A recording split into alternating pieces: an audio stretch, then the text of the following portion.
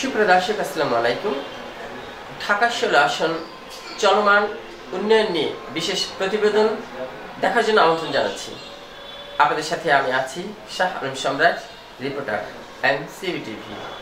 আজকের এই আলোচনায় আমার সাথে যাকে দেখছেন তিনি হলেন বাংলাদেশ জাতীয়তাবাদী যুবদলের সাবেক বন ও পরিবেশ বিষয়ক সম্পাদক এবং বিএনপি ঢাকা মহানগর উত্তর সাবেক ভাইস প্রেসিডেন্ট আলতাফ উদ্দিন মোল্লা সাহেব।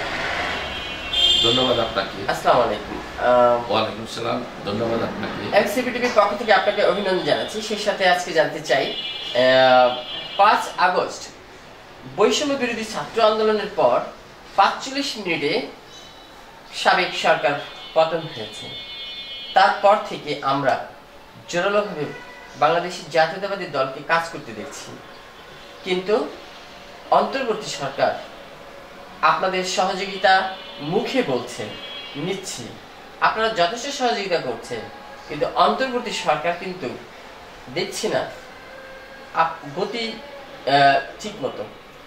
২ বছরের কথা বলে ৪ বছর চলে যাচ্ছে। কবে ইলেকশন দিবেন, কবে আপনারা পার্লামেন্ট তৈরি করবেন, কবে আপনাদের উন্নয়নের দিকে আপনারা মাথা ঘামাবেন?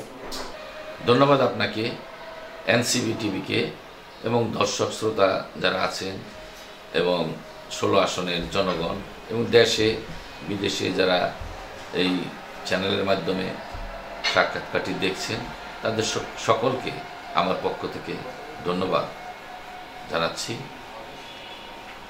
আসলে বর্তমান সরকার কিন্তু নির্বাচিত সরকার না, তারা একটি দৈব দুর্বিপাকের মাধ্যমে ছাত্র জনতার অভ্যুত্থানের পর সরকারের দায়িত্ব নিয়েছে। কারণ এখন তো আর পৃথিবীতে রাজতন্ত্র নাই বললেই চলে। বাংলাদেশে যদি রাজতন্ত্র থাকতো তাহলে পরবর্তীতে অন্য কোনো রাজা সিংহাসন দখল করত, শাসন ব্যবস্থা চালু রাখতো। যেহেতু বাংলাদেশ একটি গণতান্ত্রিক দেশ, তাই অন্তর্বর্তীকালীন সরকার গঠিত হয়েছে। বিভিন্ন রাজনৈতিক দল, যেমন আমার দল বিএনপি আর অন্যান্য দল, জামাত ইসলামী, অন্যান্য দল, সমমনা দল সমর্থনে তারা অন্তর্বর্তীকালীন সরকার গঠিত হয়েছে। তারা দেশ পরিচালনা করছে। তারা কিন্তু রাজনীতিবিদ না, তারা বিভিন্ন পেশা থেকে তারা সরকারের দায়িত্ব নিয়েছে। এই সময় তারা কিন্তু নির্বাচিত সরকারের যারা দায়িত্ব নেন তারা কিন্তু অভিজ্ঞতা সম্পন্ন লোক। কিভাবে কোন বিষয় খুঁটিনাটি সব বিষয়ে তাদের অভিজ্ঞতা আছে। বিকজ এই সরকারের আমলে আপনি 100% সব কিছু সঠিক প্রত্যাশা করতে পারেন না, কারণ আপনি এটা জনগণের ম্যান্ডেট নিয়ে সরকার না। জনগণের ম্যান্ডেট নিয়ে সরকার গঠিত হবে এবং তখনই আপনি 100% সব কিছু আপনার কাছে আপনি প্রত্যাশা করতে পারবেন। কারণ নির্বাচিত সরকার একটা পরিকল্পনা নেয় যে আমি দেশের এই খাতগুলোতে উন্নত করব, জনগণের জন্য এই সুবিধাগুলো আমরা করব এবং এই অসুবিধাগুলো আমরা দূর করব।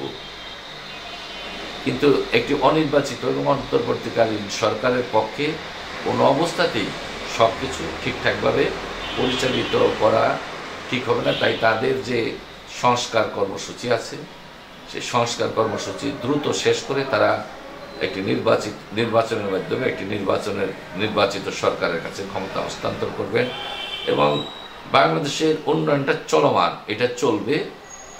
এটার গতি নির্বাচিত সরকার আসলে আরো বৃদ্ধি পাবে। ঠিক আছে, আপনার কথা বুঝতে পারছি, কিন্তু সেই নির্বাচন কখনো শুনলাম 3 মাস পরে 2 বছর, এখন 4 বছরের মাথায় চলে যেতে চাচ্ছে। তো আপনাদের কি ভূমিকা তখন পালন হতে পারে যদি 4 বছরের মাথায় চলে যায়? সংস্কার কর্মসূচি যতদিন প্রয়োজন তারা ততদিনই করবেন এবং ডক্টর মোহাম্মদ ইউনূস সাহেব উনি অনেক ব্যস্ত মানুষ, পৃথিবীতে উনি ঘুরে বেড়ান। উনি ঘুরে বেড়ালেও কিন্তু ওনার রোজগার হয় এইখানে, কিন্তু সেই হিসেবে ওনার রোজগারের একটি দেশে যে যাওয়ার পর একটা বক্তৃতার পরে যে রোজগার করেন সেটা পান না। তাই আশা করি উনিও চেষ্টায় আছেন দ্রুত সংস্কার কর্মসূচি শেষ করে উনি ওনার পূর্ব জায়গায় ফিরে যাবেন। ঠিক আছে, আপনারা যখন ইলেকশনে আসবেন 300 আসনই তো আপনাদের পার্লামেন্ট মেম্বার সিলেক্ট হবে। তো ঢাকা 16 আসনে আপনি স্থায়ী নিবাসী, গুঞ্জন শুনছে আপনি ইলেকশনেও আসছেন, আরও 4-5 জন আসছে। তো আপনার সম্পর্কে একটু জানতে চাই, যদি আপনি ইলেকশনে আসেন তো তখন আপনি বিজয়ী হলে আপনার ভূমিকা কি থাকবে? আসলে রাজতন্ত্র বলেন, গণতন্ত্র বলেন, প্রত্যেক রাজা বা গণতান্ত্রিক শাসন ব্যবস্থায় এমপি, কাউন্সিলর, মন্ত্রী, প্রধানমন্ত্রী, রাষ্ট্রপতি সকলকেই কিন্তু এই চিন্তাধারায় থাকতে হবে যে আমি জনগণের প্রভু না, জনগণের খেদমতগার, জনগণের চাকর, এইরকম মনোভাব নিয়ে কাজ করতে হবে। বিকজ এর ব্যত্যয় ঘটলে তখনই একটা সংকট তৈরি হয়, সেই সংকট থেকেই মান সম্মান হারিয়ে বিদায় নিতে হয়, যা ইতিমধ্যেই স্বৈরাচার ফ্যাসিস্ট হাসিনা সরকারের বিদায়টা অত্যন্ত করুণ এবং নাজুক। এটা প্রত্যেকেরই মনে রাখা উচিত দেশের নাগরিক হিসাবে। এবং এমসিবি টিভি মাধ্যমে যারা দেখছেন এবং ঢাকা 16 আসনের জনগণকে ধন্যবাদ জানাচ্ছি, আমার রাজনৈতিক সহকর্মীদেরকেও ধন্যবাদ জানাচ্ছি যারা দীর্ঘদিন আমার সাথে কাজ করছেন তাদের সকলকে।